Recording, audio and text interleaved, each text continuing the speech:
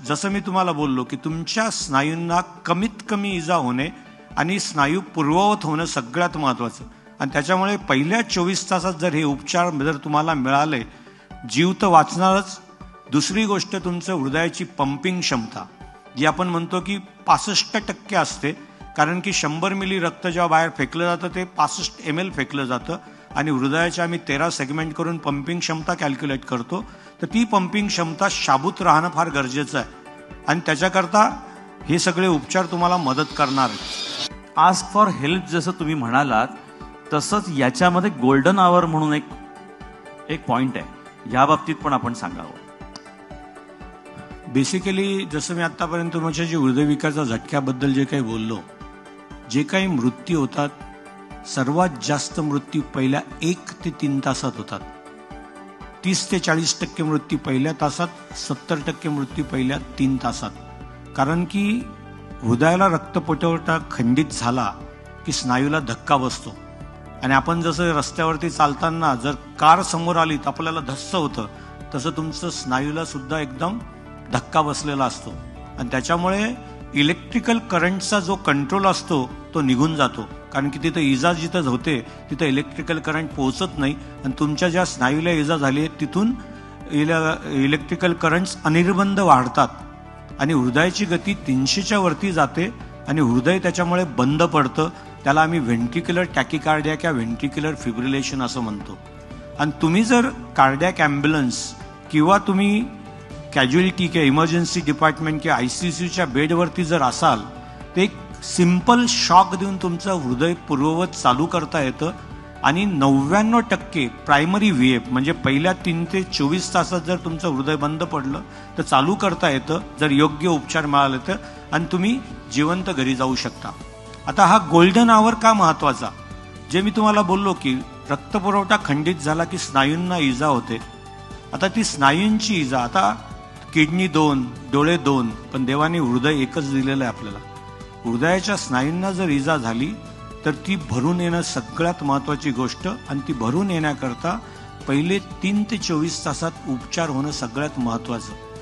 आता उपचार कोणते करायला पाहिजे, तर पहिले तर तुमची लक्षणं ओळखणं. लक्षणं ओळखल्यानंतर मदत मागून हॉस्पिटलपर्यंत पोहोचणं आणि तुम्ही ज्या हॉस्पिटलमध्ये पोहोचलायत तिथं हृदयविकाराच्या झटक्याची जी ट्रीटमेंट होते ती चांगल्या पद्धतीने होते का नाही हे ठरवण्याकरता काही मापदंड आहेत. जर रक्त पातळ करायचं म्हणजे गुठळी तयार झाल्यामुळे अटॅक येतो तर रक्त पातळ करण्याचं इंजेक्शन वापरलं जातं, ते तर गुठळी विरघळतं. आज आम्ही त्याला टेनेक्टेप्लेज किंवा स्ट्रेप्टोकायनेज नावाचं इंजेक्शन म्हणतो. ते इंजेक्शन 3 ते 5 सेकंदात देता येतं. म्हणजे जर पहिल्या 3 तासात तुम्ही हॉस्पिटलला पोहोचला आणि ते इंजेक्शन जर तुम्हाला पहिल्या 15 मिनिटात दिलं गेलं पाहिजे. Maximum 30 minutes delay is allowed, otherwise नाही. म्हणजे तुमचा door to needle time should be less than 5 minutes आणि इंजेक्शन 15 मिनिटात दिलं गेलं पाहिजे. पण इथं दुसरी गोष्ट आहे प्रायमरी अँजिओप्लास्टी. म्हणजे तुम्हाला हृदयविकाराचा झटका आला आहे, तुमच्याकडे डिसिजन मेकर जर चांगला असेल तर ते इमिजिएट अँजिओग्राफी करून ज्या नसमुळे झटका आला आहे त्याची अँजिओप्लास्टी करणे, त्याला मी प्रायमरी अँजिओप्लास्टी असं म्हणतो. तर हे 2 उपचार, किंवा जर रक्त पातळ करायचं इंजेक्शन दिलं तर 3 ते 24 तासामध्ये इंजेक्शन दिल्यावरती अँजिओग्राफी करून त्या नसमुळे जिथे झटका आला आहे त्याच्यात जर 70% ब्लॉक जास्त राहिला असेल तर त्याची अँजिओप्लास्टी करणे, त्याला आम्ही म्हणतो फार्मॅको इन्व्हेजिव्ह ट्रीटमेंट. म्हणजे रक्त पातळ करायचं इंजेक्शन द्या, अँजिओग्राफी करा, ब्लॉक असेल तर अँजिओप्लास्टी करून घ्या. आता ह्या सगळ्या गोष्टी का कराव्या, तर जसं मी तुम्हाला बोललो की तुमच्या स्नायूंना कमीत कमी इजा होणे आणि स्नायू पूर्ववत होणं सगळ्यात महत्त्वाचं. आणि त्याच्यामुळे पहिल्या 24 तासात जर हे उपचार जर तुम्हाला मिळाले, जीव तर वाचणारच.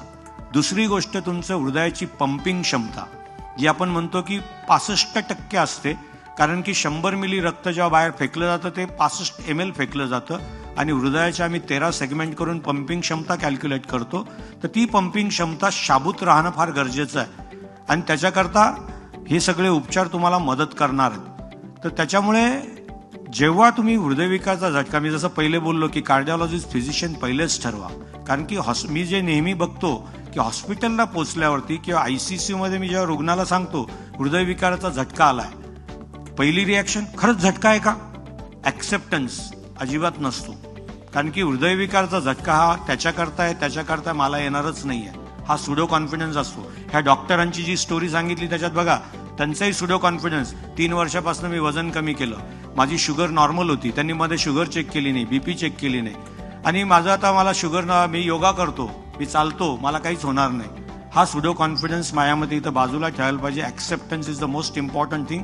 तुमचा डॉक्टरांनी एकदा तुम्ही पोचण्याच्या अगोदर ते विश्वास आहे म्हणून तिथं जाता, त्याच्यानंतर ऍक्सेप्टन्स घेत नाही, विश्वास दाखवत नाही, त्याच्यात डिले. कारण की मी सगळ्यात महत्वाचा प्रॉब्लेम बघतो डिले इन द ट्रीटमेंट.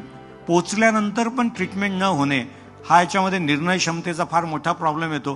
कारण की कोणीतरी मित्र घेऊन आलेला असतो, कोणीतरी नातेवाईक असतो, फोनवरती बऱ्याच वेळा बोलणं होतं, मग कोणीतरी सल्ला देतो, अरे ह्या हॉस्पिटलला कशाला गेला, तिकडे गेला असता. पण अशा गोष्टी करू नका. तुम्ही विश्वासाने तिथे गेले, विश्वास ठेवा आणि तिथं जे काही उपचार सांगितले जातात ते पूर्ण करा, जेणेकरून तुमच्या हृदयाच्या स्नायूंची इजा होणार नाही आणि हृदयाची पंपिंग क्षमता चांगल्या पद्धतीने शाबूत राहील. तर हा गोल्डन आवर आणि हृदयविकारच्या झटक्याची ट्रीटमेंटबद्दल येला.